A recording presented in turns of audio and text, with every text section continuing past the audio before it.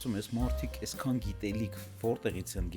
ստեղծել, ձևավորել։ Բայց այստեղ նաև էներգիայի բաշխման խնդիր է։ Ամենահեշտ ճանապարհը չի արտադրելով փող աշխատել։ Հիմա Հայաստանում կա իգեան, եկեք համեմատվենք։ Եկեք մրցենք։ Դու պետքա որպես գործարար կարողանաս ինտեգրացնես բիզնեսի ներսի process-ները։ Յուրաքանչյուր մարդ ուզում է իր դիմաց տեսնի պրոֆեսիոնալի։ Գիտելիքը ասես դաջվում է քո մոտ ու ինսայթ է բերում։ Իսկ դու ասում ես, օհո, ֆանտաստիկ է, չէ՞։ Դու փող ես տանում նրա համար, որ ավելի լավն ես դառնում։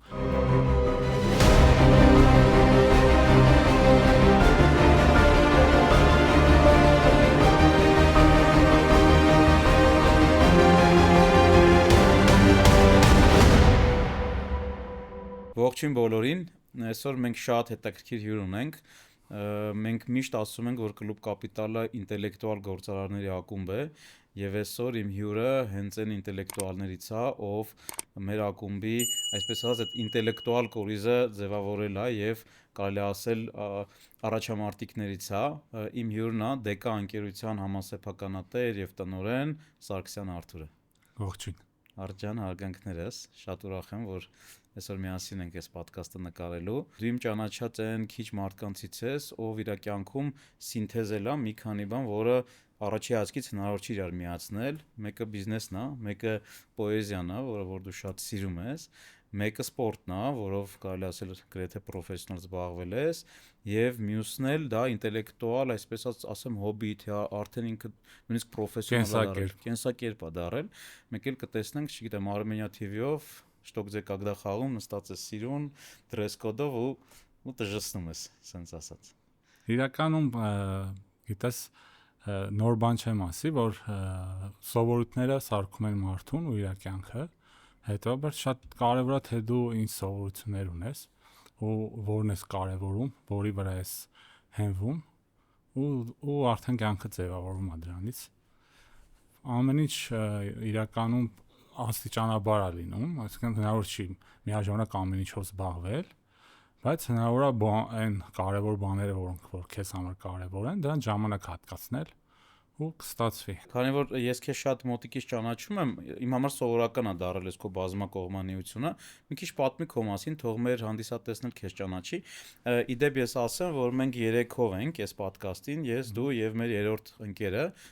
այս աթոռը մեր հանդիսատեսի համար է ստեղ դրած, եւ ժամանակ առ ժամանակ հարց եմ տալու այս աթոռից քեզ։ Եվ մեր բոլոր են հանդիսատեսները։ Ես իրավունք ունեմ այդ աթոռից։ Կարաս,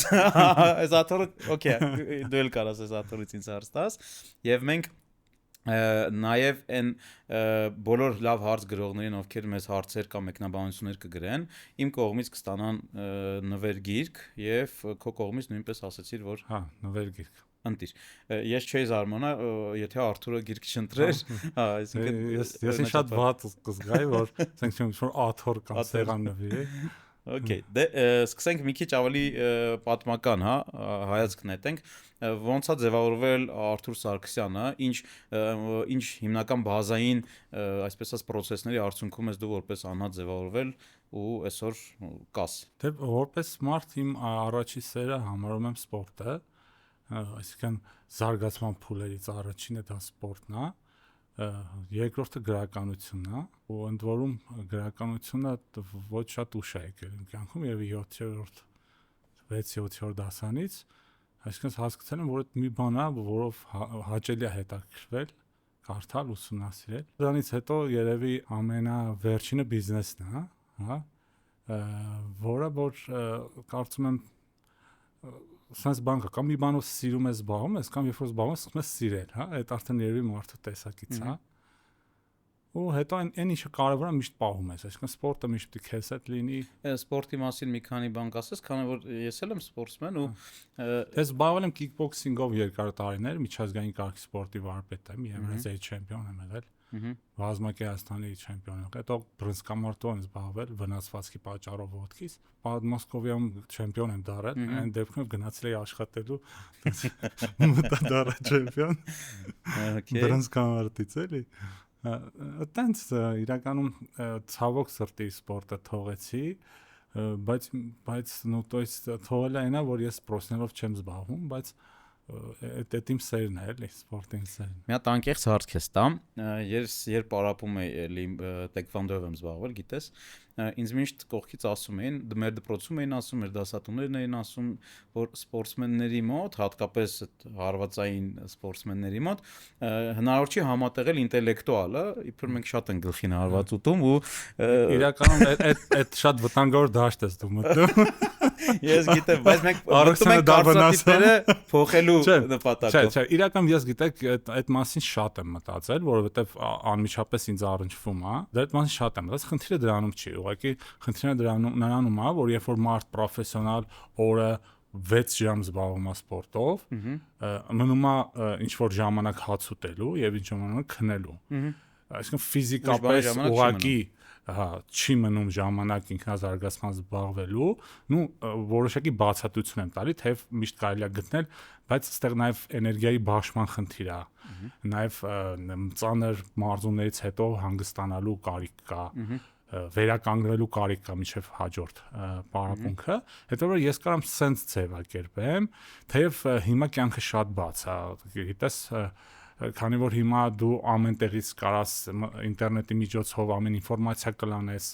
քեզ հետաքրքիր նյութերը, գիտելիքը ստանաս, քո զարգացմամբ զբաղվես, մի ժամանակ որպեսի դու պարապմունքից հետո գնայր գրադարան ու մի հատ գիգ վերցներ կարդայր, այդ շատ դժվար էր։ Հիմա դու քո հեռախոսի մեջ ունես բոլոր գրքերը եւ հիմա արդեն ուրիշ են ինձ թվում սպորտսմենները, քան այն ժամանակ, երբ այդ կարծրատիպը ձևավորվել է։ Իդեպ ես մեր դպրոցում զուգահեռ իմ մարզումներին շատ ուսումնասիրում էի գրականություն, սևակ ու ես այդ կարծրատիպը կոտրում էի, որ կարելի է զբաղվել օրը քո ասած 2 պարապմունք, այդ 6 ժամը 2.5 ժամ, 2.5 ժամ կամ 3.5 ժամ, 2 պարապմունք էինք անում մենք, բայց իմ սերը պոեզիայի հանդեպ, գրականության հանդեպ ինձ այդ քո ասած բանը բալանսը պահում էր։ Ու ես այդ կարծրատիպը փոխում էի, հետո ես հանդիպեցի տարիներ հետո քեզ ու հասկացա, որ էլի մարդ կա, ով դե այդ նաև դա էլ է սպորտային բնավորություն, երբ որ դու ուզում ես ապացուցես այն ինչ որ, չգիտեմ, գնաս ինչ որ արդարության հետևից, իսկ ինչ վերաբերվում է սևակին հիշեցիր, ես կարծում եմ օրինակ գրականության նկատմամբ վերաբերմունքը հասարակության մեջ ձևավորվում է որտեղից, մանկապարտեզից, դպրոցից, ի սկզբանե երեխայից ու ամենաառաջի տուժածը դա գրականությունն է, որովհետև շատ վատ է մատուցվում։ Իրականում այն առումով, որ յուրաքանչյուր տիպի մարդու, առավելևս երեխայի, կարելի է իր բնույթի գործով հետաքրքրել ու բերել դեպի գրականություն, որովհետև գրականությունը ինչ է, ուղղակի խոշորացույցով այն որ կյանքի կարևոր կետերին ոնց որ տեսանդրադարձ է, հա, հետեւաբար այստեղ խնդիրը նաև ես շատ եմ, չգիտեմ, թող ինձ կսպանեն ասմունքողները թե չէ, բայց պոեզիանը սպանում են ասմունքողները, հա, շատ քիչ մարդիկ կան, որոնք չեն սպանում են ինչի մասին կարդում են, հետեւաբար դա, չգիտեմ, այդ իմ տեսանկյունն է ու ես կարծում եմ դա ուղղելի է, թեև վերջի 10 տարում ահագին մեծ փոփոխություն կա մեր երկրում, շատ են գրում, շատ են կարդում, շատ են հետաքրքրվում, հուսով եմ, որ էլ ավելի կավելանա։ Ընտիր, ուրեմն մինչև բիզնեսին անցնելը ինձ ասա ով է քո ամենասիրելի հեղինակը, հայ հեղինակը, ում դու կարդում ես, վայելում ես, սովորում ես, ապրում ես։ Իրականում այդ կար տարիք, որ sense ինչ որ, չգիտեմ, սևակից սկսեցինք, շատ էի սիրում սևակ կարդալ, բայց հետո ինչքան շատ ես կարդում, հասկանում ես, որ ամենակիչը արդար չի նշել ինչ որ ստեղծագործողի ու նաև շրջահայաց չի, հետևաբար պետք է ուսումնասիրել գրականությունը։ Գրականությունը անսահման ծով է, պետք է ուսումնասիրել ու ինչքան շատ ես ուսումնասիրում, այնքան հասկանում ես, որ դեռ ավելի շատ չգիտես, քան գիտես ու բոլոր գրողներից ինչ որ գործ կա, որ կարևոր է, ինչ որ սովորելու բան կա ու քո շրջահայացությունը, քո տեսադաշտը ավելի է լայնանում ու վերաբերմունքը շրջապատին, մարդկանց երևույթներին։ Ընտիր, կստացի տեսա մտահորիզոնի մասին, ես երբ որ փոքր ժամանակ նայում եի Что где когда խաղի են տիտաններ կան, չէ, Դրույս, Պատաշով, արա միշտ մտածում ես մարդիկ այսքան գիտելիք որտեղից են ստեղծել, ձևավորել, որովհետև շատ բազմակողմանի են հարցերը ու իրանք ոնց որ տես ամեն ինչին տիրապետում են ու ես մտածում եմ լավ, ինչ կարդալ, որտեղ սովորել, որ այս կարգի մտահորիզոն ունենալ, էլի անծայրածիր։ Հիմա երբ որ եկանք արդեն մեր օրեր, հա, երբ որ մենք կլուբ կապիտալում ունենք շարք, ամեն ամիս պրոֆեսիոնալ խաղում ենք Что где когда ու դու էլ երևի կա տենց խաղ որ չես հաղթել։ Դե կա։ Լավ, ասած 20 խաղից 18-ում հաստատ հաղթող ես։ Դե շատերում եմ հաղթել։ Հերոստատեսային տարբերակում էլ մի անգամ հաստատ չեմպիոն եք եղել դուք թիմով, չէ՞։ Ցավոք սրտի դեռ մի անգամ եք մասնակցել հերոստատեսային։ Ու հաղթել եք։ Այո։ Հիմա հարց, որտեղից ձևավորել այն ահռելի մտահորիզոնը, որ արդեն Что где когда խաղը ինքն ամենահետաքրքիր փորձությունն է, որտեղ դու պետքա համիմանաս կենսաբանությունից, պատմությունից, աշխարհագրությունից, չգիտեմ, ասենք մաթեմատիկայից, ու այդ ամեն ինչի հետ մեկտեղել նաև պետքա անալիտիկ մտածելակերպ ունենաս։ Ավելի շատ Что где когда-ն տրամաբանության խաղա, ոչ ստույգ գիտելիքներ պետք են, որ դու դուրս գաս հարցի պատասխանի վրա, բայց մենակ իմանալով դու գլխի չես ընկնի։ Օրինակ, տես դպրոցում սովորում ենք մաթեմատիկա ու իրականում այդտեղ էլ լիքը ես համաձայն չեմ դպրոցի դասավանդողների հետ, հա, որովհետև սովորում են հաշվել, բայց մաթեմատիկան մեծ հաշվով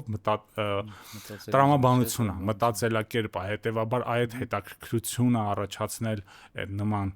առարկայի նկատմամբ դա էլ է կարևոր, որովհետև մեր ամբողջ կյանքում մեզ պետք է արագ որոշում կայացնել, տրամաբանել, որը որ այդ վարժությունը մաթեմատիկայի օգնությամբ ուղեղի վարժությունը մեզ թույլ է տալիս։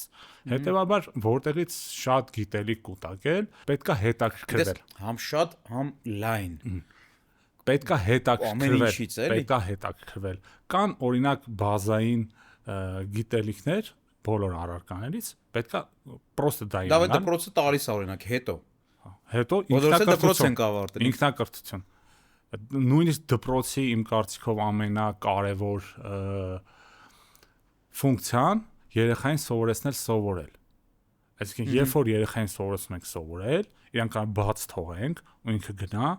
եւ այն սովորեցնել որոնել, գտնել։ Ինքը կգնա ու կգտնի այդ իրան ցանկացած էլի, ոչ թե ինչ որ որոշակի ինֆորմացիա անգիր անել ու վերջ, հա, սովորել։ Հարցում եմ դա։ Այդ դեպքում որն է քո ամենասիրած հարցը, ամենահետաքրքիր հարցը, որ այսքան ժամանակ Что где когда խաղում լսել ես ու ճիշտ ես պատասխանել։ Հա, չէ, իրականում սիրած հարցն ու ճիշտ պատասխանած հարցը իրար հետ կարող չհամընկնեն։ Հա, իրար կարող չհամընկնեն, բայց շատ մեր հայկական Что где когда ֆանտաստիկ հարցեր մեր բոլորիս իմացած ես իմ Հայաստանի բանաստեղծության մասին, Չարենցի, ֆանտաստիկ հարցեր, ու եթե չեմ սխալվում գիտակները չպատասխանեցին, ու երբ որ հրճեց պատասխանը, այդ կհիշես հարցը։ Փորձեմ սենց ձևակերպել, տարածի չեմ հիշում, բայց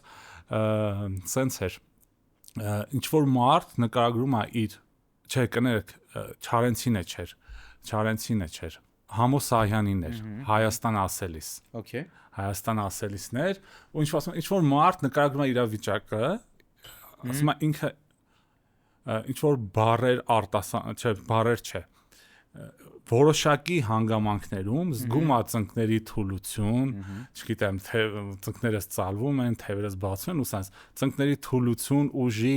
ներհոսք եւ այլն, ու ինչի մասնա խոսք, մոտարապես սենց էր, չկարողացա ավելի լավ ձեռքբերել, բայց ֆանտաստիկ էր, էլի։ Ու լավագույն հարցը այն հարցն է, երբ որ քեզ հարցնում են քո իմացած բանի մասին ու դու դրա պատասխանը չես գտնում։ Այ լավագույն հարցը այդ հարցն է։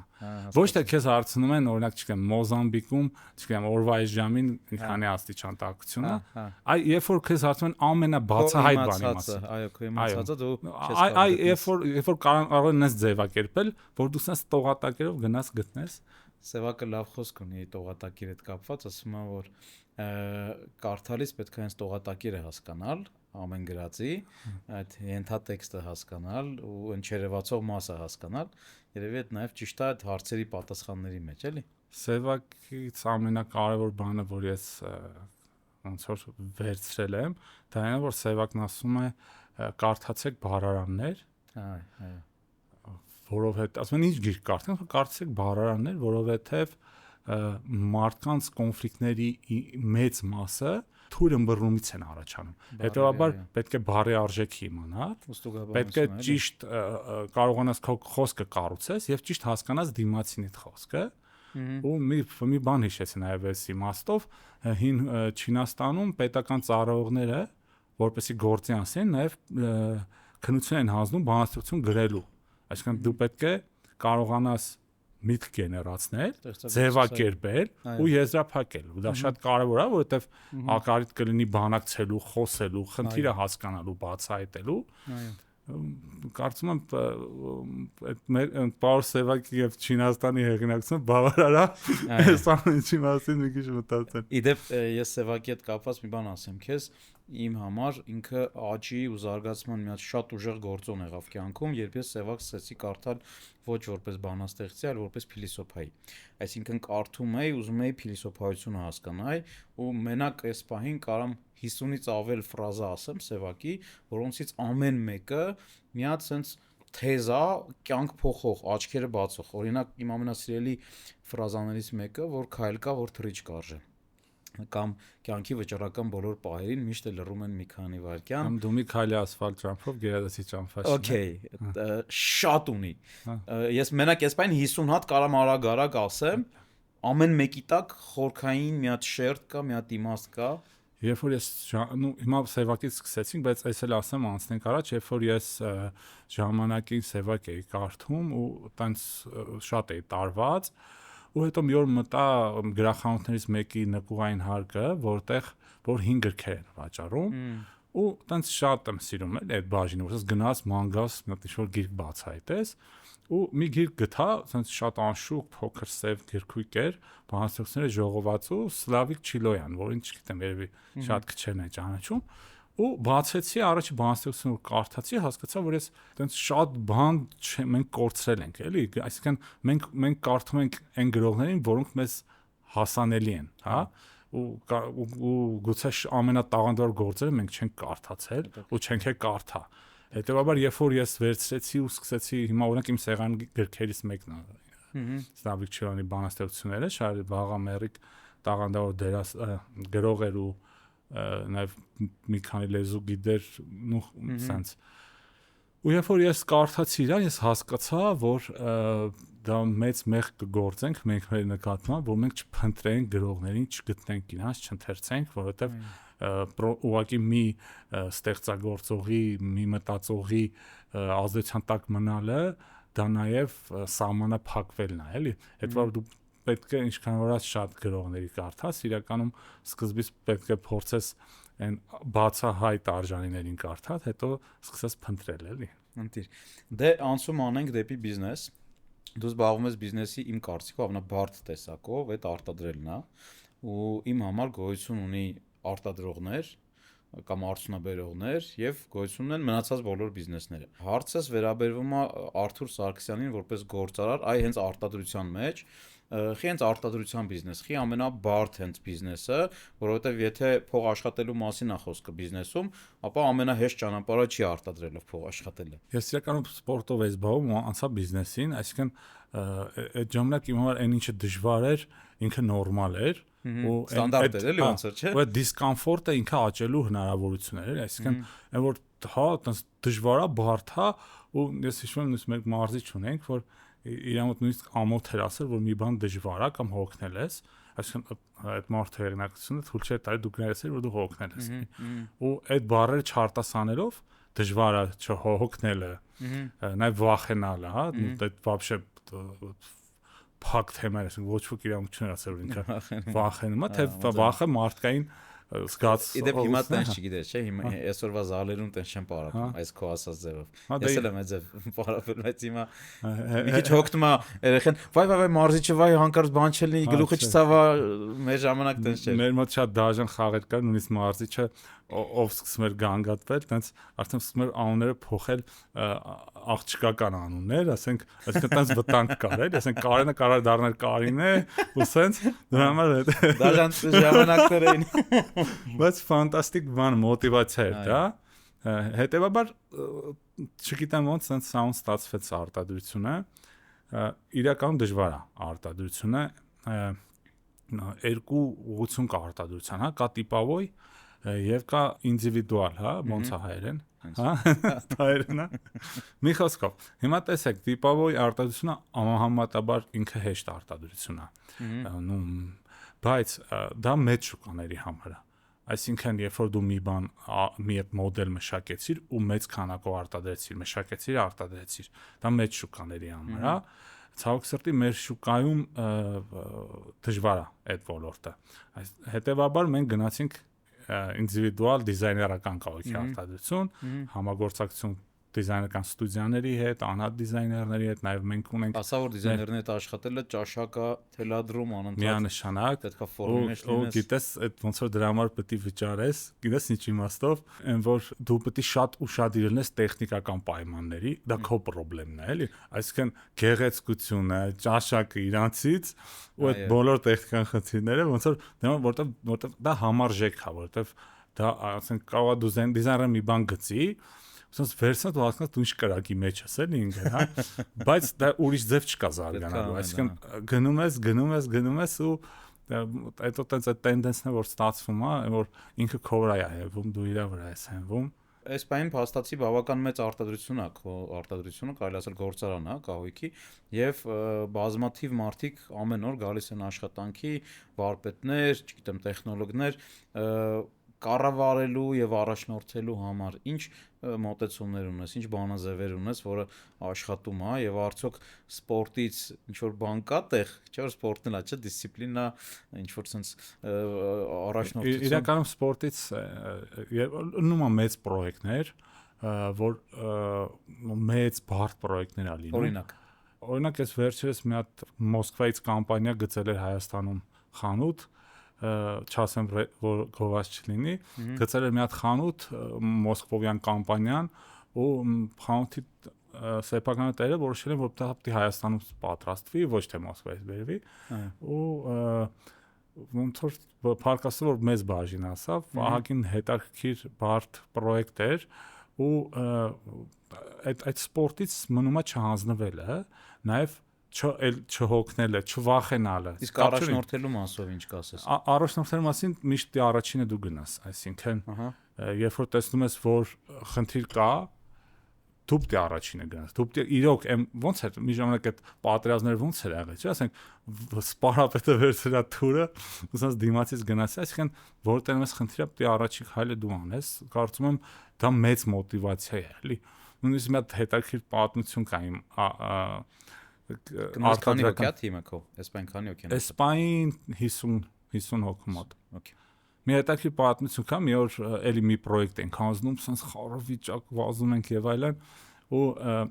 գալիս է մեր վարպետներից, տարեց վարպետներից մեկը, սենց տխուր նստած է արտադրության, նո արտադրամասի դիմաց, ոչ թե թուր այո մի քիչ զայրացած էլի, սենց բողոքական դեմքով, ու ասում եմ բարև ձեզ, ոնց եք, ոնց անց, ասում եմ դե ոնց պետք է լինենք, որ ծնունդի օրով գործի եմ բան, իբր նո то есть այնքան վատ ամեն ինչ, որ ծնունդի օրը չի կարացել մնա տունը բան, ասում եմ դե վարպետ մի գանգարտ էլի, իմ ծնունդի օրն էլ է այսօր, ես էլ եմ գործի, բայց չեմ նեղում։ Մեկը ասա Ձեր չկա էլի, ասում եմ լավ, պասպորտը ստանալու նայ, because նայմա չի ավտո նայմա, ինչ որ նո այդ ամեն ինչի համար էլի, որ հասկանանք, որ եթե դու պահանջված նվիրվածություն, դու համապատասխանաբար նվիրես, այսինքն այդ գործը, ես մենոնց ասում եմ, կա պատվիրատու, ամեն առաջի օղակը, հա, ում համար ենք մենք աշխատում։ Պատվիրատուն է, աշխատողներն հետո մենք ենք։ Մենք այդ հերթականությունն ենք միշտ փորձում պահել։ Մեկ էլ ինչ հնարավոր է փորձես ավտոմատացնել արտադրության մեջ, ինչ հնարավոր է։ Ցավոք սրտի դեռ մեր տիպի արտադրության մեջ շատ բան հնարավոր չի, բայց հիմա ծրագրային մի քանի փոփոխություններ ենք անում, որ փորձենք մարդկային ֆակտորը մինիմալի հասնել, նամանավանդ այն հատվածներում, որտեղ պետքա մտածել։ Որովհետև ես վերջերս մի համոզմունքի եկա, որ շատ մեր սովորույթները, ավանդույթները, չէ, մեզ հայ են, չէ, պահում։ Նաև մենք ունենք ասացվածներ, որոնք մեզ ստիպում են դառնալ վատ արտադրող։ Okay, օրինակ։ Դրանց օրինակ ասում եմ, տենց բան կա, չէ, ոնց որ արտահայտություն կա։ Մա քթի ծակ չունես, չեր ֆայմում, չես կարացել գլխի ընկնել, այսինքն աշխարհում բոլոր արտադրություններում գրած է ամեն մարդու պարտականությունները, թե ինքը ինչ պետք է անի, ընդհանրապես հետեւաբար ուղղակի արտադրությունը այլ կերպ չի կարա ստանդարտացվի։ Պետք է այսինքն պետք է մարդը ինքը նույնիսկ երբ որ ունի ամենալավ գաղափարը, իրավունք չունենա շեղվի պլանից, որ ստանանք այն արդյունքը։ Իսկ գաղափարների մասին միշտ կարելի է խոսալ, միշտ կարելի է կատարելագործվել, հետեւաբար հիմա այդ process-ի մեջ ենք, մի քիչ դժվար կլինի անցումը նոր ծրագիր դնելը եւ այլն, բայց փորձենք կոնստրուկտիվ լուծումները անց տալ, որ մինիմալի հասցնենք սխալները։ Նաեւ հաջորդ փուլը այդ վերահսկումն է, այսինքն որակի հսկումը ավելի ճիշտ, հա։ Հիմա առաջինը process-ների հսկումն է, որ process-ները հսկենք, դառնա այն արտադրանքը, որը ուզում ենք, եւ հաջորդը արդեն եղած product-ի ստուգումն է, որակի ստուգումն է, ու որից հետո նոր գնա դեպի պատվիրատու։ Դու քանի որ արտադրությամբ ես զբաղվում, դու գիտես ին վերաբերվում արտադրողների հանդեպ, ես կարծում եմ, որ առհասարակ արտադրողները իրանք տնտեսության ողնաշարն են ու ցավոք այսօր մեր արտադրողները մի հատ լուրջ խնդիր ունեն, այդ խնդիրը դրսի մրցակցությանը դիմանալն է, որովհետև դուք օրինակ հա 50 հոգանոց թիմ ես պահում, կառավարում, արժեք ես ստեղծում, product ես ստանում, մեկ էլ այդ նույն product-ը ինչ որ մեկը Չինաստանից ներմուծում է ավելի լավ պայմաններով, առանց մաքսային բարիերների, այդ product-ը գալի մտնում է շուկա, սկսում է քո հետ մրցակցել։ Ու քո մոտ էլ մի հատ էլ գայթակղություն է ստեղծում, որ արի դու էլ ներմուծի, էլի արես 50 հոգուն ցաղին ճամփիտուն, մի 5 հոգանոց թիմ պահի, հաշվապահանաբան, հա, մի քանի հոգի, դու էլ արի ներմուծի, հեշտ թող լինի։ Այսինքն այդ գայթակղությունը միշտ արտադրողի մոտ կա, ու հիմա հարցս հետեւյալն է. ոնց պայքարել այս process-ի դեմ, որտեվ ես որ խոսում եմ մեր արտադրողների հետ, բոլորի մոտ կա այս խնդիրը։ Ամենախոշոր գործարաններից մինչև ամենափոքր արտադրողը այսօր այդ խնդրի առաջ կանգնած է։ Ես ես վերջերս տեսա նաև Հայաստանը մտել նաև IKEA-ն որպես բրենդ, որը որ էլի ասենք շատ լուրջ մրցակից է այսօրվա արտադրողի համար։ Հիմա հարցս քեզ հետեւյալն է. ոնց պայքարել այս մրցակցության դեմ, երբ որ օրինակ Չինաստանում ինչ որտեղ արտադրվող մի բան գալի հասնում է Հայաստան պատվիրատուին ավելի էժան գնով, քան օրինակ մեր արտադրողը օբյեկտիվորեն կարա ստանա։ Ոնց պայքարել կամ ինչ մեթոդներ գիտեք կամ ինչ կարելի անել, որովհետև ես սա էլ ասեմ, մեր ակումբի այն բոլոր գործարարները, ովքեր հենց արտադրությամբ են զբաղվում, հատուկ արժևորելով այս ոդկասթին նախապատվություն եմ տալու հենց արտադրողներին, որ նաև մենք ինչ որ առումով նաև խոսանք դրա մասին, բարձրաձայնենք, ինչ որ ձև այս հարցին լուծում տանք։ Ես օրինակ շատ ուրախ եմ, որ IKEA-ն եկել է Հայաստան, ու չգիտեմ հենց ինքն է թե ինչ։ Ահա։ Ես ուրախ եմ, որովհետև գիտես, երբ որ կա միջազգային բրենդ երկրում, արդեն մարդիկ ինչ որ բանի մասին երրորդ դեմքից չեն, երրորդ հոգու փոխանցած ինֆորմացիայով չեն խոսում, հա, երբ որ ինքը ասում է, գիտեք ինչ, Ամերիկայում IKEA-ն, հիմա Հայաստանում կա IKEA-ն, եկեք համեմատվենք, եկեք մրցենք։ Այսինքն մի կողմից դա լավ է, որ մարդիկ տեսնեն իրանց աչքերով ինչ է IKEA-ն։ Okay, լավ, մրցես, բայց հաղթելու շանս կա։ Չէ, հիմա գնանք այդ ուղղությամբ։ Իրականում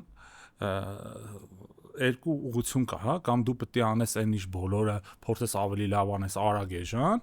մեկը փորձես անես այն բարդ բաները, որոնցից բոլորը խուսափում են։ Այսինքն, երբ որ խուսափում են, հետեւաբար այնտեղ մրցակցությունը քիչ է, այնտեղ հաջողելը ավելի հեշտ է։ Իքան էլի ինքը տիպավոյ արտադրություն է, նաև նու սենց ասեմ, բնականաբար բոլորս գիտենք, որ եվրոպական բանկերում ավելի փոքր տոկոսով բիզնես վարկեր կան, չէ՞։ Հիմա եթե ուղղակի IKEA-ն վերցնի 2%-ով բիզնես վարկ մի քանի միլիոն դոլար ու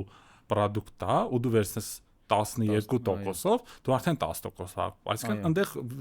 մրցակցել պետք չի։ Ինչ վերաբերվում է արտադրել թե ներմուծել վաճառել, գիտեք, այստեղ սենց է համել քեզ ինչ որ բան մեծ հաշվով դու արդյունքի համար ես աշխատում ես որ ստանաս ավելի արժեք ստեղծես, հա, բայց նաև չգիտեմ ամեն մարդ իր գործով դի զբաղվի ու մեկը մյուսին չի բացառում, միշտ կարելի է տեստ անել։ Ես օրինակ որ Չինաստանում էի, ինչքան փնտրեցինք ցուցահանդեսի ժամանակ, բայց մենք չնկատեցինք ապրանքները, մենք նկատեցինք նյութերը, հաստոցները, որովհետև ձեր աչքերը դեռ տեսնում են, լավ օրինակ է։ Ոնց պատտեք մենք լավ հաստոց, լավ նյութ, հետաքրքիր տեխնոլոգիա, որ ես էի փնտրում ամենայն դեպս, միայն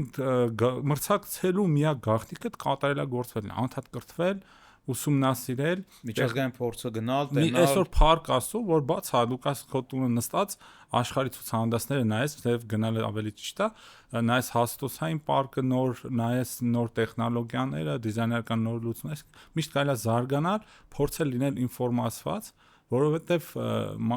մարդկանց խաբելը համ ձեռնտու չի, համ շատ դժվար է հիմա։ Այսինքն յուրաքանչյուր մարդ ուզում է իր դիմաց տեսնի պրոֆեսիոնալի։ Հետևաբար դա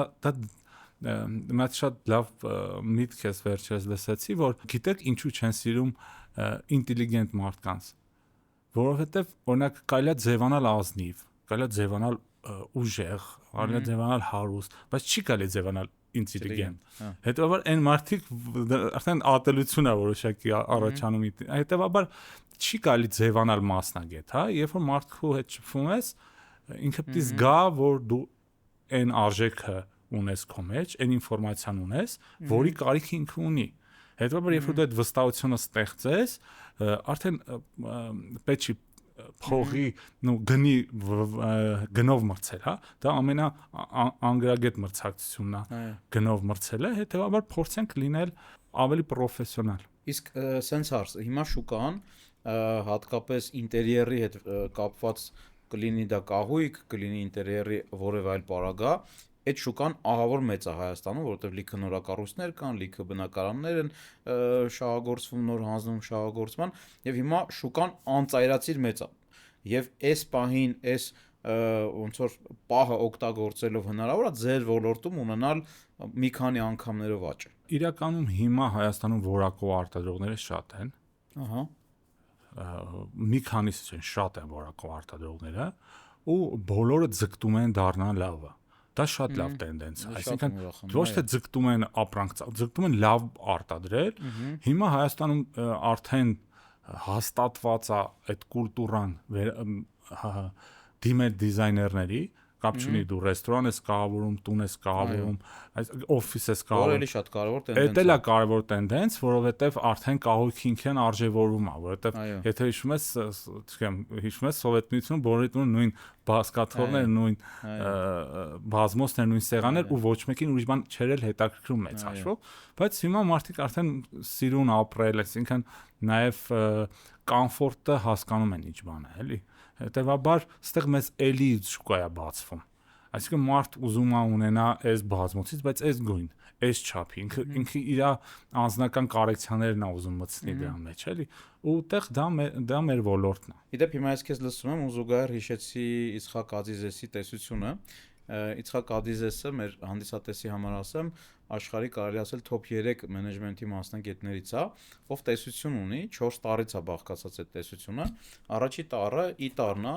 entrepreneurship, այսինքն գործարարություն, երկրորդ տարը A տարն է administration, այսինքն գործարարը պետքա կարողանա նաև օպերացիոն կառավարումը իրագործի, երրորդ տարը I տարն է, դա ինտեգրացիան է, integration, այսինքն դու պետքա որպես գործարար կարողանաս ինտեգրացնես բիզնեսի ներսի process-ները, եւ չորրորդ տարը դա product-ն է, P տարն է, այսինքն դու պետքա նաև մասնագետ լինես քո product-ի։ Այս 4 կետերից դու որպես գործարար, որպես ղեկավար, որպես կառավարիչ, որոնք են քո մոտ առավել ընդգծված ու առավել զարգացած։ Իդեպ ձեռնարկատիրությունը առաջինը ըստ Ադիզեսի ամենակարևոր կետերից մեկն է, որովհետև դու պետքա հատկություն ունենաս ապագան տեսնելու եւ այսօր ապագային արդեն պատրաստվելու, այսինքն այսօր անելու քայլ, որը մի 1-2 տարի հետո է լինելու տեղին։ Պատկերացրիր, դու քո համար ես նախ պիտարը տեսել եմ, այսինքն դու քո product-ի ամեն ինչից տեղյակ ես, իտարն եմ կարծում տեսել, բայց կուզենամ քեզ դες։ Իրականում մի շատ հրաշալի ֆիլմ կա Will Smith-ի մասնակցությամբ, հիմա կհիշեմ անունը, որ ոնց որ զբաղվում էր ինչ-որ անշարժ գույքի վաճառքով, թե թրեյդեր էր, երեխայի Պագոնե Զաշայսյանը։ Հրաշալի ֆիլմ էր, երջանկության հետևից վազելով, հա, երևի տենց թարգվում է։ Այդ ֆիլմը մի հատ ֆանտաստիկ արտահայտություն կա, որ ինքը գնում է հարցազրույց, նստում է հարցազրույցից, երկար սենց վազքերից հետո մի կերպ ամեն ինչ ասած նստում է հարցազրույցի ու արդեն իր այս ամիսները, տարին, որ ինքը սենց ամբողջ էներգիան դրել է ու հնարավորություն է ստացել գա հարցազրույցի ու ամենակարևոր ստաժիրովկայից նաև հետո ու ասում են ինչ դու գիտես, էլի հարցում են իր գիտելիքի մասին ու ինքը պատասխանում է սենց, ասում է ես կարողա ձեր հարցի պատասխանը հիմա չգիտեմ, բայց դուք ինձ ժամանակ տաք, ես մանկամ ու կգտնեմ դա։ Այսինքն շատ կարևոր է, որ դու կարողանաս այն ինչ քեզ պետքա մանգալ գտնել։ Բնականաբար ձեռնարկատիրությունը դա ռիսկ է։ Հիմա համեմատում եմ ոնց որ մի ժամանակ երբ որ չգիտեմ միջնադարում կավալի վաղ մարդիկ ապրում էին ինչ-որ գյուղում ու մտնելով չեն ասում գյուղից դուրս գալ ու երևի այն առաջի մարդ որ մտածեց բայց մենք չգնանք տենանք աշխարհում ինչ կա այդ ձեռնարկատիրությունն է այսինքն ամեն քայլ ռիսկ է կներես կա տեսություն որ ամերիկացիները ամերիկան 400 տարում դարել է աշխարհի ամենաուժեղ տնտեսությունը նաև այն պատճառով, որ Ամերիկայի հիմքում կանգնած են արկածախնդիր մարդիկ, ովքեր Իսպանիայից, եվրոպական այլ երկրներից գնացել են, որտեղ հավաքվել են միտեղ են մարդիկ, ավանտյուրիստ, ռիսկի գնացող, հետո այդ ավանտյուրան բիզնես է դարել, էլի։ Հետո երբ որ դնում ես օրենքներ, օրենքները դրեցինք, սահմանափակեցինք ու արդեն այն մարդը դարավ ոնց որ օրինական բիզնես անող էլի օրինական բիզնես իդեպ ես մի բան ասեմ ռուսական հեքիաթներում այսպիսի թեզ կա ասում է գնա այնտեղ չգիտեմ որտեղ բեր այն ինչը չգիտեմ թե ինչ է իմ ամենասիրելի թեզերից է կցանկանայի քո կարծիքը լսել ինչի մասին է դա թե իրականում կարծում եմ փնտրտուքի մասին է սա ու ռիսկի մասին է քայլի մասին է որովհետև ամենիսը երբ որ գնացել է ինքը չգիտի ուր էր գնում ինչեր ու արդյոք հետ կգա թե չի գա էլի ֆանտաստիկ է իրականում շատ կարող ինչ որ չգիտեմ գրայի կա հնչում այդ ավելովա փոչմանես նրա համար ինչ արել ես քան նրա համար ինչ չես արել որովհետև միշտ քայլ ինքը արդարացված է միշտ քայլը արդարացված է ու հետեւաբար սխալը նաև չմոռանանք որ մարդկային այսինքն միայն ասված չի սխալվում, սխալը մարդկային է ու պետքա սխալվել, բայց հիմարությունը այդ նույն սխալը կրկնելը։ Հետևաբար պետք է քայլել, սխալվել, սովորել ու գնալ առաջ։ Իդեպ այդ նույն թեզի հետ կապված ասեմ, որ այսօր էլ են երեխաները, ովքեր այդ որակ իրենց մեջ ունեն, գնալ, փնտրել, անորոշության ժամանակ քայլ անել, նույնիսկ չիմանալ հաջորդ քայլում ինչ պետք է անել, իրանք ապագա գործարարներ են։ Այսինքն ես կարծում որ դա գործարարության են առանցքն է, որ դու քայլ ես անում ու չգիտես այդ քայլից հետո ինչ է լինելու։ Ու իդեպ երկու մոտեցում կա, մարդկա պետք երկար պատրաստվում է նորա քայլ անում, մարդկա քայլ է անում, հետո պատրաստվում է նորից անում, ընթացքից է։ Դե նաև այդ քան որ կյանքը շատ արագացել, երբեմն ժամանակ չկա պլանավորելու, հա։ Շատ լավ կլինի, որ օրինակ Հայաստանում այդ միջին մասնագիտական կրթությունը նորից արտնանա, չգիտեմ, որովհետև արտադրությունը ամենակարևոր բաղադրիչը մարդիկ են, ասեցին դա ավտոմատացնել։ Հենց այդ շերտը։ Ցավոք սրտի, մեր արտադրության մեջ այնտեղ շերտեր մարդկային գործոն կա, որ դեռ չէ։ Վաղը մյուս օր գուցե պիտի ռոբոտ գա, արդեն ոնց որ, բայց մեծ հաշվով, բայց դա կարևոր է։ Հիմա մենք օրինակ գործ ենք ընդունում մարդկանց, որոնք ուղղակի փորձ չունեն, ու սկսում ենք իրանց սովորացնել, այդ թվում նաև երկրաչափություն սովորացնել, որ իրանք կարողանան կայույք հավաքեն, էլի, այն երկրաչափություն, այսինքն երբ որ լիներ միջին մասնագիտական կրթություն, ես օրինակ հնարավորություն ունեցել աշխատելու Ռուսաստանի Դաշնությունում, որտեղ որ վարպետները իրանք եկել են ուսումնարանից ու իրանք ահագին մեծ պաշար ունեն գիտելիք, Այսինքն դու որ բուհներ ավարտել։ Ես ավարտել եմ Հյուսիսային համալսարանը Կառավարում, հետո Գիտությունների ակադեմիան մագիստրատուրա։ Ես ուզում տեղափոխվեմ այս աթոռի վրա եւ այս աթոռից հարց տամ։ Պատկերացրա, որ ես երիտասարդ եմ, ով հələ բուա սովորում ու նոր ուզում եմ քայլ անի կյանքում, բիզնեսի աշխարհում, նաեւ սպորտսմեն եմ, պատկերացրա։ Ինչ խորհուրդ կտաս ինձ, ոնց իրացնեմ ինձ հենց բիզնեսի աշխարհում։ Ոնց փորձեմ, քո ասած, ես սխալվելու շատ ռեսուրս չունեմ, կարող ընդամենը մի հատ $1000 եմ հավաքել, եթե սխալվեմ, այդ 1000-ը կկորցնեմ, հետո չգիտեմ ոնց հետո կանեմ հաջորդ փորձս, էլի։ Ինչ խորհուրդ կտաս ինձ, ինչից սկսեմ, ուր գնամ, ինչ փորձեմ։ Թե իրականում ամենաապահով ճանապարհը մարդ ով չունի գիտելիք ու չունի ռեսուրս, ընտրել ոլորտ ու մխցկվել այդ ոլորտի մեջ։ Կապ չունի որ օղակում, այո։ Եթե դու նպատակասլաց ես, եթե դու աշխատասեր ես, եթե դու ունես այդ ամբիցիան, դու կբարձրանաս, այնց ինչ որ աստիճաններով կբարձրանաս, կմասնագիտանաս, կգտնես այդ նիշան ու օրինակ նկատած կլինենք, որ մարդ վերցնում է ինչ որ նիշայի ինֆորմացիայի կրողն է, շուկայի կրողն է, ու ինքը իր այդ հարակից նիշաներում իրան հարող, ինչից ինքը հասկանում է, հա, անընդհատ հաջողվում է, ու նաև մենք տեսնում ենք մարդ, որը որ վերցնում է լրիվ ուրիշ նիշա, որի հետ ինքը առասարակ ոչ կապ ունի, ոչ ինֆորմացիա ունի, ու այդտեղ չի հաջողվում, ու պարզ է, այսինքն ինչ որ գյուտ պետք չի անել, որ դա հասկանալ, հետեւաբար եթե ընտրես ոլորտը ու մխրճվես այդ ոլորտի մեջ, այն որ ոտքով գլխով, էլի։ Ոնց որ այդ ֆիլմի հերոսն է մխրճում։ Ոնց որ այդ ֆիլմի հերոսն է, այո։ Այդ նվիրվածությունը, այդ ձգտումը ուղղակի չի կարող արդյունք տա, պետք է չհանձնվել։ Ես երբ որ աշխատում եմ, առաջին աշխատանքը աշխատանք ա եղել, ժամը 6-ին մեծ ընկերություն էր, մոտ 150 աշխատող ուներ, ժամը 6-ին բոլորը տուն էին գնում։ Ու ասես կանգնած նայում եմ, ես նոր ստաժոր եմ ընդունվել ու մտածում եմ, էլի, իմ ապագան կերտվում է հիմա ստեղ այս ընկերությունում, ու ես հիմա ավելի լավ տեղ չունեմ գնալու։ Ճիշտ է, ես նոր եկե բանակից, ընկերներ, լիքը հետաքրքրություններ, ընկերուհիներ, sense, այսինքն կյանքը եռում էր, բայց ես 6-ին նայում էի ու զարմանում էի, այդ մարդիկ քիչ են տուն գնում։ Ու ես մնում էի մինչև 10-ը, հետո առավոտը գալիս էի 9-ին, էլի գնում էի մինչև 10-ը, ու այդ 8-9 ամիս եմ աշխատել այդ ընկերությունում, ու այդ 9 ամիսների ընթացքում այնքան փորձ ես ձեռք բերեցի, որ արդեն իմ հաշվապահական ընկերությունը բացեցի։ Այսինքն այդ քո ասած մխրճվելու, պայքարելու իմ ճանապարհը տենց է եղել։ Ու ես հիշում եմ, որ իմ համար չկար երկրորդ ճանապարհ։ Ես պետքա մաքսիմում քաղեմ այդ աշխատանքը։ Իսկ ո՞նց եկար դրան, որ պետք է աշխատես ավելի շատ, քան ուրիշները։ Ո՞նց եկար դրան, այսինքն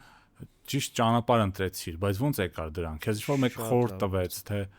շատ մերսի ապրես հարցի համար, նայ, մեր ընտանիքում միշտ իմ ծնողները ինտելիգենտ մարդիկ են, բայց երբ որ այդ սովետը քանդվեց, սոցիալիզմից անցան կապիտալիզմ, իրանք ոնց որ կարելի ասել, իրանք չգտան կապիտալիզմում ու միշտ մեր ընտանիքում փողի խնդիր ա եղել։ Մինչև փլուզվելը սովետի լավ ենք ապրել, փառք Աստծո, papan էլ, maman էլ լավ աշխատավարձ են ստացել, ապրել ենք, հետո շատ դժվար էր։ Հետո այդ մութ ու ցուրտ տարիներն էր, ու մեր տանը միշտ փողի խնդիր կար, միշտ կարիքի խնդիր կար, այդ ինձ ահա որ բաներ համ բարկացնում էր, համ ես ասում եմ, ես սա պետք է փոխեմ։ Ու երբ որ ես եկա բանակից, ես մի վարքյան չէի ուզում պարապ մնայ, մի քանի ընկերություն եմ գնացել, ծեծել եմ դուռը, ասել եմ ես եկել եմ աշխատելու։ Այ քո ասացի նման, ինձ ասել են, լավ ինչ կարաս անես, ասել եմ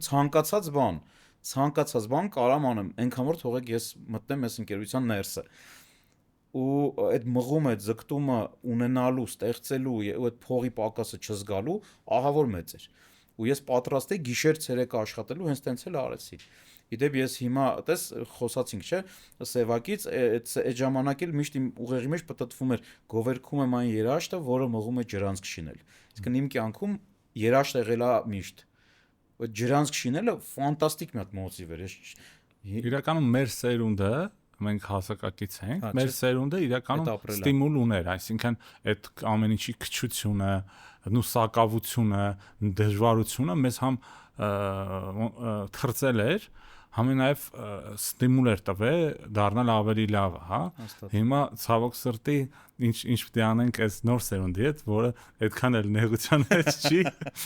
Ճապոնական ասացվածք է, չէ՞, ասում է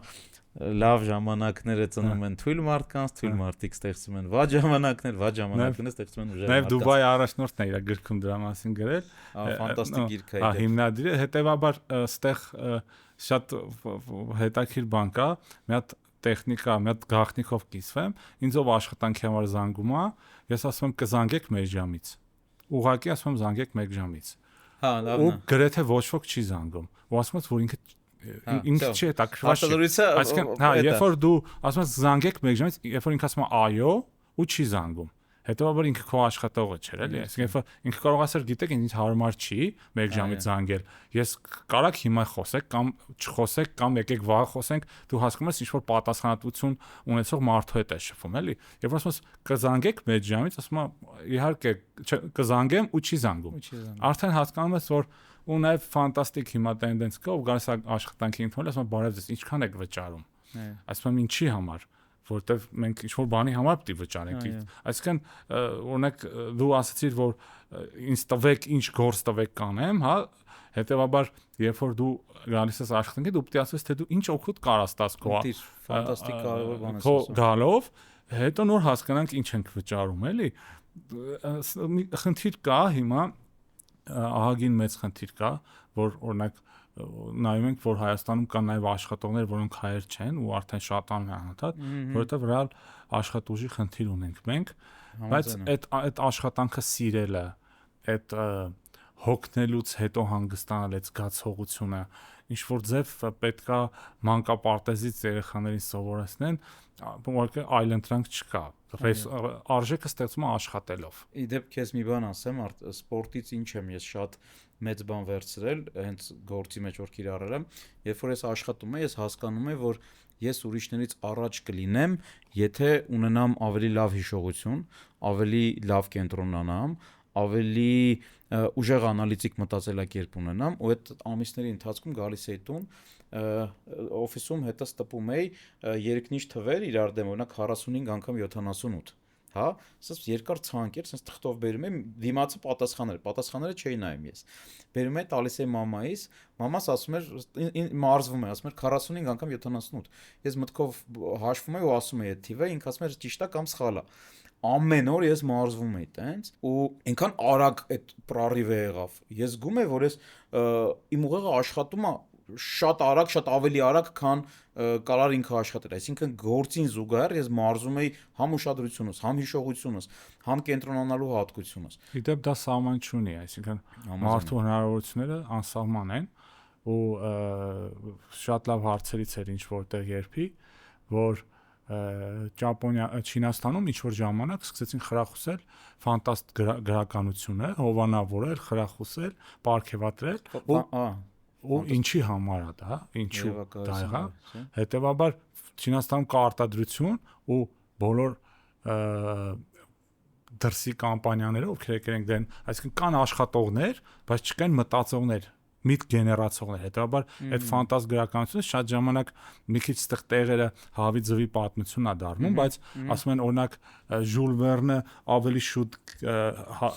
հասկացավ, որ կարալներ հեռախոս, հա, կամ չգիտեմ Սուզանավ, բայց հետո ստեղծվեց, հա, ոչ թե ես ավելի շատ հակված եմ մտածել, որ ինքը միտք տվեց մարդուն, որ գիտեք, sense բան հնարավոր է, որի շուտ որ մարդը, այսինքն թե հնարավոր է, ուրեմն սկսեց մտածել, այսինքն միտք տվեց ու մարդիկ գնացին այդ ուղղությամբ, հետո այդ սահմանափակումները եւ մտածելակերպի եւ վարվելակերպի այդ ամեն ինչը մենք ենք մեր առաջ դնում ու այդ միշտ այնպես մանրադառնում եմ մանկապարտեզին, մենք շատ ենք սահմանափակում, այսինքն շատ ենք կոտրում այդ երեխեքը ոնց որ իրանք Հովանես Գրիգորյան հրաշալի բանաստեղծ կա, ով իր բանաստեղծության մեջ ասում է Քրիստոս երբ որ մտավ Երուսաղեմ, մի երեխա անկյունում լացում էր, բոլորը ցնծում էին, դափնեպսակներ եւ այլ ամեն մեկը մի բան էր խնդրում, ում երեխա անկյունում լացում էր։ Հետո մեկ ասաց, «Տեր, կարող եք ասել ինչու է այս երեխան լացում»։ Ասաց հարցեր կան, որոնց պատասխանը ես չգիտեմ, ձեր հարցերը դրանցից մեկն է։ Հետևաբար երեխան ոնց որ դու շատ գրողների ստեղծագործություն կա, որ երեխուն համատում են հավասարացնում են Աստծուն, որտեղ ինքը աստվածային ծնունդ է ու ինքը սահմանափակ չի իր մտածելա հորիզոնը, այսինքն ինքը ֆանտաստիկ էներգիա ունի ու ֆանտաստիկ շրջահայաց է, պետք է մենք դա չփակենք ուղղակի։ Համաձայն եմ։ Իդեպ ես ուզում եմ խոսենք արժեքներից։ Սևակի որդուս բանաստեղծության մեջ միացան շատ լավ կտոր կա, ասում է ինքդ կյանքում կհասկանաս, թե այս աշխարհը միշտ է էժան, այս աշխարհը միշտ է անգին, հա։ Գալով մեզ մենք այսօր ապրում ենք մի դարաշրջանում, որտեղ թանկն ու էժանը խառնվել են իրար, որտեղ մարդիկ կարան ամենաթանկով վճարեն, ամենաէժանը ունենալու համար, հա։ Քո համար են բազային մի քանի արժեքները, որոնք կան, որոնք դու պահում ես ոնց որ քո համար ուղեցույց, հա, այս կյանքում ու դա էլ փոխանցում ես քո երեխաներին, նաև քո ընկերների մոտ ես տրանսլյացիանում, մեր ակումբում ես այդ տրանսլյացիանում, որոնք են այդ բազային արժեքները։ Տես Էգզուպերին փոքրիկ իշխանի մեջ ասում մենք պատասխանատու ենք նրանց առաջ ու մտելացրել ենք, հետևաբար սկսում ենք հայկական ավանդական արժեքներ, ընտանիք, այսինքն քո ապրելակերպը, քո կենսակերպը պետք է չվնասի քո ընտանիքին, ընկերություն, որը տղամարդու համար նաև ամենակարևոր ինստիտուտն է, հա, ընկերություն ու հասարակություն, նաև երբ որ դու որպես մարդ ապրում ես այս հասարակության մեջ, տրանսլյացիա ես անում, հա, ասենք այն ինֆորմացիան որ դու տարածում ես նույն սոցիալ քո ընկերության մեջ, դու դրա վրա պատասխանատվություն պետք է զգաս։ Այդ ինֆորմացիան հասյա տիրոջը ինչ ազդեցություն կարող ունենա, որովհետև Աստվածաշունչում ասում է սկզբանե բաններ, այսինքն բառներ, որ ամենաուժեղն է, խոսքն է։ Հետևաբար մենք պետք է շատ ուշադիր լինենք ինչի մասին ենք խոսում, որտեղ ենք խոսում։ Շատ ուրախ եմ, որ այս հաղորդումը նաև նախաձեռնել ես, որ պետքա շատ ճիշտ ինֆորմացիա տարածել, այսինքն դա որպես հասարակության անդամ պետք է լինի մեր պարտականությունը սխալ ինֆորմացիաները փակել ու փորձել լցնել լիքը լավ կոնտենտ, որը որ հասարակությունը կսարքի ավելի լավը։ Ընտիր։ Իդեպ կներես Չինաստանից խոսի, ֆանտաստիկ տպավորված եմ Չինաստանից, ու Չինաստանում դե գաղտնիքների աշխարհի հետ փակ է, այսինքն այնտեղ ոչ մի, սա ներքին ռեսուրսներ են, այսինքն արտաքին ռեսուրս ինֆորմացիա չի տարածում, այսինքն հետեւաբար իրենք գտել են գաղտնիքեր, էլի ոնց մոտիվացնեն իրանց քաղաքացուն, ոնց հզորացնեն իրանց տնտեսությունը։ Քանի որ իմ կարծիքով, եթե գործարարի մոտ մի բիզնեսի տեսակը ստացվում է, դա նաև նշանակում է, որ կարա ստացվի նաև այլ բիզնես, եւ եթե նայենք, որ Հայաստանում եւ առհասարակ աշխարհում մարդկանց մոտ 3-ից 5%-ի մոտ կա այդ գործարարի ջիղը, ես քեզ երկու հարց եմ ուզում տամ։ Առաջի հարց, գործարար ծնվում են թե դառնում են քո կարծիքով, եւ հարց երկրորդ, դու քեզ տեսնում ես նաև այլ նիշաներում, այլ բիզնեսներում, որտեղ քո գործարարի ջիղը կիրացնես ու նաև այդ ձևով արժեք ստեղծես։ Ես ավելի շատ միշտ հավատում եմ, որ մարդ երբ որ մի բան ուզում է, կարող է դրան հասնել։ Այսինքն իմ կյանքում դա իմ համար միշտ չափանիշ է եղել, ու երբ որ եղել են դժվարություններ, մտածում եմ, ես ավելի շատ եմ ուզում, քան այս դժվարությունն է։ Հետևաբար ծնվում են թե դառնում են, այստեղ ես հավատում եմ, որ մարդ ունի այդ պոտենցիալը։ Այստեղ խնդիրը արժեհամակարգին է, այսինքն իր համար ինչն է կարևոր։ Ինչն է իր համար, եթե սա է կարևոր, ինքը հաստատ կհասնի դրան։ Ինքը կարա դառնա, եթե դա է կարևոր։ Այսինքն ինքը կվերցնի, կմարզի, ոնց որ դու ասացիր, հիշողությունը, ուշադրությունը եւ այլն, այստեղ գալիս է մի քիչ ռիսկի գնալու ֆակտորը, բայց ես կարծում եմ լավ մարզիչ ունենալու դեպքում դրան էլ կարելի է հասնել, ոնց որ ես տեսել եմ, որ սպորտում տղերք են եղել, որ ուղղակի վախեցել են մարտից, նու վախեցել այն աստիճանի, որ նույնիսկ չեն ուզում ռինգ մտնեն, էլի, բայց հետո այդ մարդիկ իրենց մեջ դա հաղթարել են, որովհետեւ վախը, դու իրականում վախը, երբ որ դու կարողանում ես զսպել, դա դառնում է զգուշություն։ Այսինքն, բայց այդ զսպողը դու ես, ու դու կարաս դա անես։ Թույլ տուր քեզ մի քիչ հակադրվեմ, մի պատմություն պատմելով, ուրեմն ես 5 տարեկան էի կամ 6, հա, 5-ի 6-ի արանքում էի, փող էի հավաքել 10 ռուբլի 89 թվականներ։ Ու ուզում էի, շատ ուզում էի, որտես դու ասացիր, որ ցանկությունը այդտեղ շատ կարևոր է, որ գիտար ունենայի ու նվագեի։ Ու հայրիկիս հետ գնում են գիտար առնելու ու այդ գիտարի խանութը փակ էր, թե գիտար չկար, մի խոսքով։ Այդ 10 ռուբլին սենց մեր ձեռն է, պապաս սենց մի անգամից օգտագործեց, ասաց՝ «Արի կիմանո առնեմ քեզ, էլի գիտարի տեղը»։ Ես ասացի՝ «Հա, պապ, ես կիմանո ավելի շատ եմ ուզում», ոնց որ։ ու գնացինք կիմանո առանք ու այդ ժամանակվան սկսեց իմ սպորտսմենի այդ կյանքի ճանապարհը, որի համար ես շատ շնորհակալ եմ, շատ իմ պապային, որ չպնդեցինք, այսինքն չասեցի, չէ, գիտար, եթե ես այդ ժամանակ այդ գիտարը առնեի, ես այսօր կլինեի միջակ գիտարիստ, լիքը մարդու համար գլխացավան կդառնայի, մեր հարևաններից սկսած։ Մի պնդի կարող է լավ գիտար։ Չէ, դե ես երաժշտական հատկություններ չունեմ, էլի։ Ասենք գլխացավան կդառնայի նույնիսկ իմ, այսպես ասած, այն մի փոքր խումբ ունկնդիրների համար, ովքեր ամեն դեպքում ինչ որ պատճառով ինձ կլսեին, ինչ որ փաբում, բայց ես չդառա գիտարիստ ու ես շատ ուրախ եմ ու այդ փոքրիկ ձախողում իմ երևի 5-6 տարեկան երեխու համար դա ինչա, չէ, երազել ես փող ես հավաքել, կոպեկ 10 ռուբլի դզել ես, գիտար ես ուզում առնես ու չեղավ դա, բայց ես ցանկանում էի ու ես գնացի սպորտ ու քո նման իմ երևի 6 տարեկանից մինչև այսօր իմ կյանքը ամեն վայրկյանը ներծծված է սպորտով, ես երջանիկ եմ Դե դրա։ ամբողջ կյանքը ընտրություն է, Գրիգոր ջան, ամեն օր, ամեն վայրկյան մենք պարտավոր ենք ընտրություն անենք, հետեւաբար երբ որ երեխա ես դա ավելի հեշտ է։ Հա, չէ։ Դες նույնիսկ եթե մի քիչ sense գնանք հետ, ասենք երբ որ դու հիմա լացում ես, մի վայրկյանի դու կարաս ծիծաղաս երեխա ժամանակ, էլի, որովհետև դա ինչ որ խորը բան չի, դա ինչ որ էմոցիայի արտահայտման դրսևորում է։ Դրա համար եմ ասում, որ երեխաները իրենք ֆանտաստիկ էներգիա ու ուժ ունեն, ու շատ կարևոր է որ ճիշտ ձեռքերում հայտնվեն։ Հաջորդ բանը, որ ես կուզենամ փորձել, դա ավելի շատ ստեղ ոնց որ հուզական ֆակտորը ավելի շատ է, քան բիզնես, բայց ես վստահ եմ, որ կարամ դա լավ բիզնես սարքեմ։ Դա մարզադահլիճ սպորտային բիզնեսով զբաղվելն է։ Հա, սպորտային բիզնեսով, որը արդեն քիչ-քիչ ոնց որ մարմին է ստանում այդ գաղափարը։ Այսինքն ինքը բայցովսկի կլուբ, հա, ոնց որ։ Այո, ֆանտաստիկ։ Հետևաբար սկզբի 5 տարվա աբոնեմենտը հենց հիմա հետևաբար հաջորդը դա է ու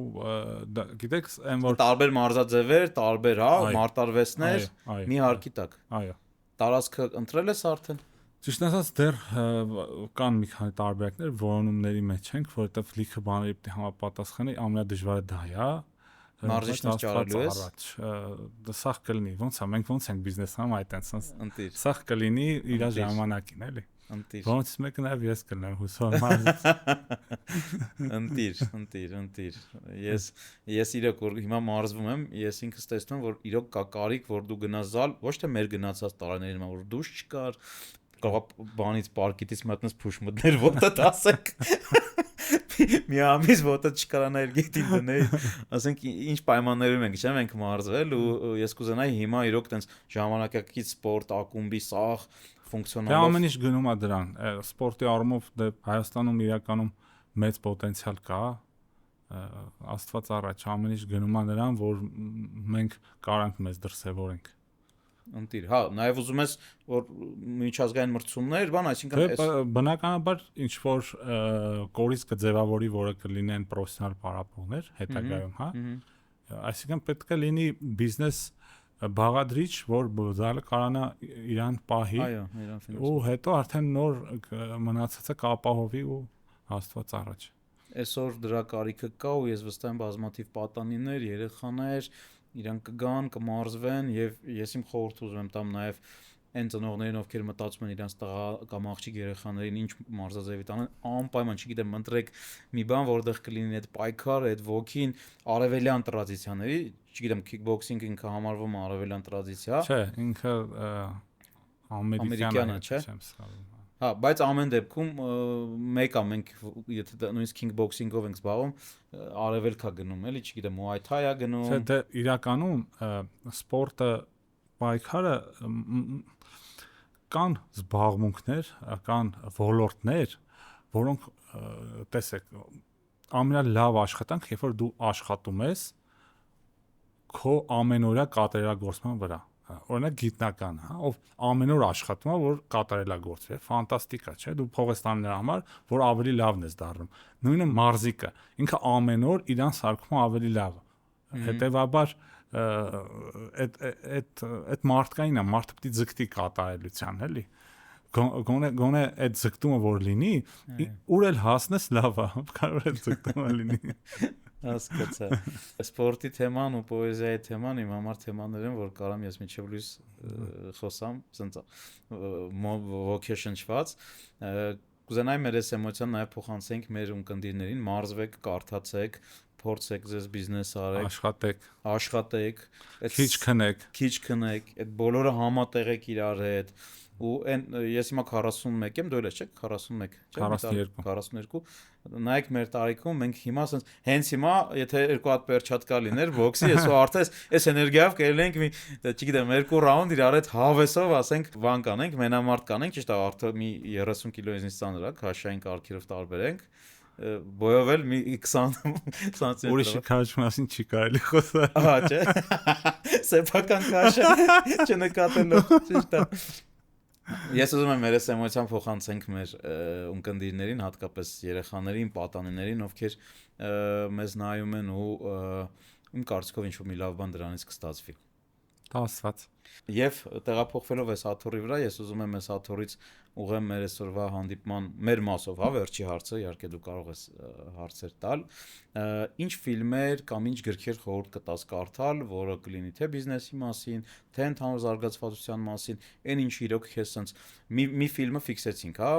Погоня за счастьем, այլ ինչ ֆիլմեր կամ գրքեր խորհուրդ կտաս։ Իրականում բիզնեսի մասին առաջի գիրքը, որ կարդացել եմ ու շատ տպավորված եմ եղել, ոչ թե կրթական, հա, ոչ թե ինչ ինստիտուտում պետք է կարդայր, առաջի որ շատ եմ տպավորվել ու մտածել եմ ինչքան կարևոր գիտելիք է ու ինչու մենք դպրոցում չենք սովորում, դա հարուստ հայրիկ եւ աղքատ հայրիկներ, որը արի այդ գիրքն էլ նվիրենք մեր հանդիսատեսին, էլի։ Սիրով, ֆանտաստիկ գիրք է ինքը։ Սիրով։ Ես զարմանում որ կենսունակ խորհուրդներն է, կենսունակ ինֆորմացիան է ու այդ մասին ոչ մի տեղ չի խոսվում։ Այո։ Իրականում գրականություն է պետք կարդալ։ Պետքա շատ երազել։